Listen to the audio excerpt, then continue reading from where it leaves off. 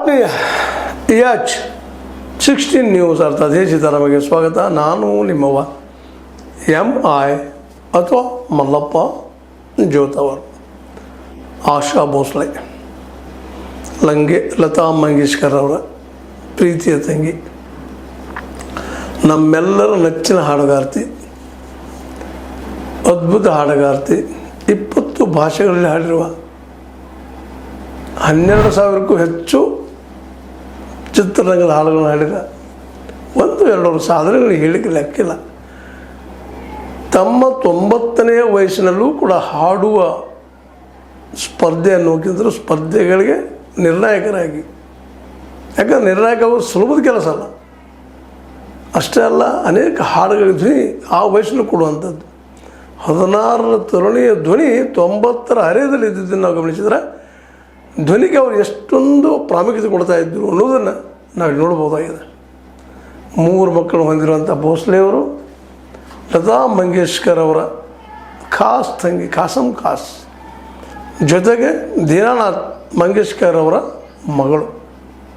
ಇಡೀ ಇವ್ರ ಕುಟುಂಬನೇ ಒಂದು ಸಂಗೀತ, ನಾಟ್ಯ ಅದರಲ್ಲೇ ತಮ್ಮನ್ನು ತಾವು ತೊಡಗಿಸ್ಕೊಂಡಂಥದ್ದು ಒಂದು ದಿಗ್ಗಜ ಕುಟುಂಬ ಅಂದರೂ ಅಡ್ಡಿ ಇಲ್ಲ.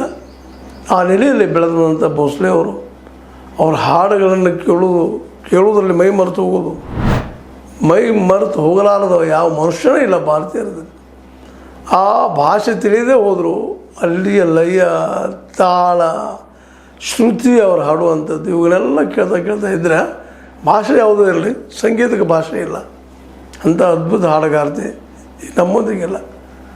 ಇವರ ಹಾಡುತನವನ್ನು, ಹಾಡುಗಾರಿಕೆಯನ್ನು, ಕ್ರಿಯಾಶೀಲತೆಯನ್ನು, ಅದ್ಭುತ ವ್ಯಕ್ತಿತ್ವವನ್ನು ನೋಡಿ ಅವ್ರಿಗೆ ದಾದಾ ಸಾಹೇಬ್ ಫಾಲ್ಕೆ ಅವಾರ್ಡ್ ಕೊಟ್ಟಿದ್ದು, ಪದ್ಮಭೂಷಣ, ವಿಭೂಷಣ, ಪದ್ಮಶ್ರೀ ಎಲ್ಲ ಭೂಷಣಗಳು ಅವರಿಗೆ ಭೂಷಣ ಆಗಿದ್ದು.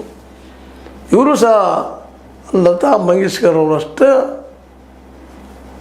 ಬೆಳೆದಿದ್ದಂಥ ವ್ಯಕ್ತಿ, ಜೊತೆಗೆ ತಮ್ಮ ಜೀವನವನ್ನು ಅತ್ಯಂತ ಪ್ರೀತಿಯಿಂದ ಕಳೆದಂಥ ವ್ಯಕ್ತಿ. ಲತಾ ಮಂಗೇಶ್ಕರ್ ಅವರು ಇಡೀ ಜೀವನವನ್ನು ಒಂದು ಬ್ರಹ್ಮಚರ್ಯ ಆಶ್ರಮದಲ್ಲಿ ಕಳೆದ್ರೆ, ಇವರು ಗೃಹಸ್ಥ ಆಶ್ರಮದಲ್ಲೇ ತನ್ನ ಪತಿ ಜೊತೆ ಬದುಕನ್ನು ಮಾಡಿಕೊಂಡು 3 ಮಕ್ಕಳ ತಾಯಿಯಾಗಿ ಧ್ವನಿ ಕಂಠವನ್ನು ಚೆನ್ನಾಗಿ ಇಟ್ಕೊಂಡು ಇಡೀ ದೇಶ ಅಷ್ಟೇ ಅಲ್ಲ ವಿದೇಶಗಳಲ್ಲೂ ಸಹಿತ ತನ್ನ ಧ್ವನಿಯಿಂದ ಪರಿಚಿತವಾದಂಥ ಹೆಣ್ಣುಮಗಳು. ಇವ್ರ ಬಗ್ಗೆ ಎಷ್ಟು ಮಾತಾಡೋದ್ರಿ, ಏನು ಮಾತಾಡೋದು, ಮಾತಾಡ್ಲಿಕ್ಕೆ ಸಾಧ್ಯ ಇರೋದಷ್ಟು ಮಾತುಗಳು. ಅಂಥ ವ್ಯಕ್ತಿ ನಮ್ಮಲ್ಲಿ ಇಲ್ಲ ಅನ್ನೋ ನೋವು ಅವ್ರ ಹಾಡುಗಳು ನಮ್ಮನ್ನು ಮರೆಸ್ತಾವಂತ. ಅವ್ರ ಹಾಡುಗಳನ್ನ ಕೇಳ್ತಾ ಇದ್ದಾರೆ ಮುಗಿದು ಬಿಡ್ತು, ಅವ್ರು ಇಲ್ಲೇ ಇದ್ದಾರೆ ನಮ್ಮ ಜೊತೆಗೆ ಅಂತ.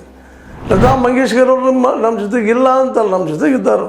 ಹಾಗೆ ಇವತ್ತು ಭೋಸ್ಲೆ ಅವರು ಸಹಿತ, ನಮ್ಮ ಆಶಾ ಭೋಸ್ಲೆ ಅವರು ನಮ್ಮೊಂದಿಗೆ ನಾವು ಸಾಯುವವರೆಗೆ ನಮ್ಮ ಜೊತೆಗೆ ಇರ್ತಾರೆ. ಇದು ಭಾಳ ಮಹತ್ವದ್ದು.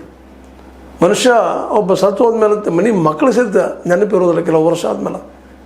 ಅಂಥ ಪ್ರಸಂಗದಲ್ಲೇ ಇಡೀ ದೇಶದ ಜನ, ಅದರಲ್ಲೂ ಅವರ ಹಾಡುಗಳನ್ನು ಕೇಳಿ ಜನ ಅವರನ್ನು ಮರೀಲಿಕ್ಕೆ ಸಾಧ್ಯ ಇಲ್ಲ. ಇವತ್ತು ಲತಾ ಮಂಗೇಶ್ಕರ್ ಸದಾ ನಮ್ಮ ಹೃದಯದಲ್ಲಿದ್ದಾರೆ. ಅವ್ರ ಹಾಡುಗಳನ್ನು ಕೇಳೋದು ಒಂದು ಸೊಗಸು. ಅದೇ ರೀತಿ ಆಶಾ ಭೋಸ್ಲೆ ಅವರು ಇನ್ನೊಂದು ಸೊಗಸು. ಇಬ್ಬರು ವೈರುಧ್ಯಗಳಲ್ಲಿ ಕೂಡಿದಂಥವ್ರು. ಒಬ್ಬರು ಸುಮಧುರ, ಅತ್ಯಂತ ಮಧುರ, ಇನ್ನೂ ಫ್ಯಾನ್ಸಿ ನೆಲಗಟ್ಟಿನಲ್ಲಿ ಹಾಡುವ, ಜೋಸ್ಲೆ ಹಾಡುವ, ಮನವನ್ನು ಕುದಿಯುವ ಹಾಗೆ ಮಾಡುವ, ಶಾಂತವಾಗಿ ಮಾಡುವ ಅನೇಕ ವೈವಿಧ್ಯಮಯ ಹಾಡುಗಳು ರೀ. ಅವನ್ನೆಲ್ಲ ಹೇಳ್ತಾ ಹೋದ್ರೆ ಪ್ರತಿಯೊಂದು ಆಶಾ ಭೋಸ್ಲೆ ಹಾಡಿದ ಹಾಡುಗಳನ್ನು ಕೇಳಿದರೆ ನಾವು ಹೊಸದನ್ನು ಅನುಭವಿಸ್ತಾ ಇರ್ತೀವಿ.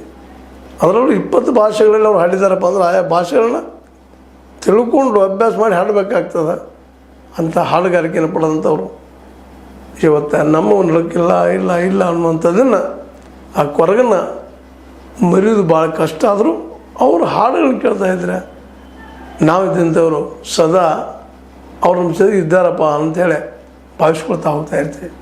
ಇಂಥ ಭಾವನಾಜೀವಿ, ಮಕ್ಕಳ ಪ್ರೇಮಿ, ಗಂಡನ ಜೊತೆ ಪ್ರೀತಿಯಾಗಿ ಬದುಕು ಮಾಡಿದಂಥವರು ವಿಶಾಲ ಬದುಕನ್ನು ಮಾಡಿದರು. 92ನೇ ವಯಸ್ಸಿನಲ್ಲೇ ಹೃದಯಾಘಾತದಿಂದ ತೀರ್ಕೊಳ್ತಾರೆ. ಸಹಜದ ವಯಸ್ಸಾದಂಗೆ ಹೃದಯ ವೀಕ್ ಆಗ್ತಾ ಹೋಗ್ತದೆ, ಶರೀರ ವೀಕ್ ಆಗ್ತಾ ಹೋಗ್ತದೆ. ಆದರೂ ಅವರ ದಿನನಿತ್ಯದ ವ್ಯಾಯಾಮ ಆಗಿರ್ಬೋದು, ಗಂಟಲಿನ ವ್ಯಾಯಾಮ ಆಗಿರ್ಬೋದು, ಶ್ವಾಸಕೋಶದ ವ್ಯಾಯಾಮ ಆಗಿರ್ಬೋದು, ಇವೆಲ್ಲ ಮಾಡಿದ್ದರಿಂದಾಗಿ ತನ್ನ ಕಂಠವನ್ನು ಶ್ರೀಮಂತವಾಗಿ ಇಟ್ಕೊಂಡಿದ್ದಕ್ಕಾಗಿ ಇವತ್ತು ಶ್ರೀಮಂತಿಕೆಯ ನೆಲೆಯಲ್ಲಿ ನಮ್ಮನ್ನು ಬಿಟ್ಟಾಗಲಿದ್ದಾರೆ. ಅಂಥ ಆಶಾ ಭೋಸ್ಲೆ ಅವ್ರ ಬಗ್ಗೆ ಎಷ್ಟು ಮಾತಾಡೋದು ಮಾತಾಡಲಿಕ್ಕೆ ಶಬ್ದಗಳಿಲ್ಲ. ಅವ್ರ ಸಂಗೀತ, ಅವ್ರ ಹಾಡುಗಳನ್ನು ಕೇಳ್ತಾ ಹೋಗುವಂಥದ್ದು. ಈ ಧೂಮ್ಗಳನ್ನ ಕೇಳ್ತಾ ನಾವು ಅವರೊಂದಿಗೆ, ಅವರ ಧ್ವನಿಯೊಂದಿಗೆ, ಅವರ ಸಂಗೀತದೊಂದಿಗೆ ಲೀನ ಆಗ್ತಾ ಆ ಧ್ವನಿಗೆ ನಮನ ಹೇಳ್ತಾ ಲೀನಕ್ಕೆ ಲೀನ ಈ ಹೃದಯ. ವಂದನೆಗಳು.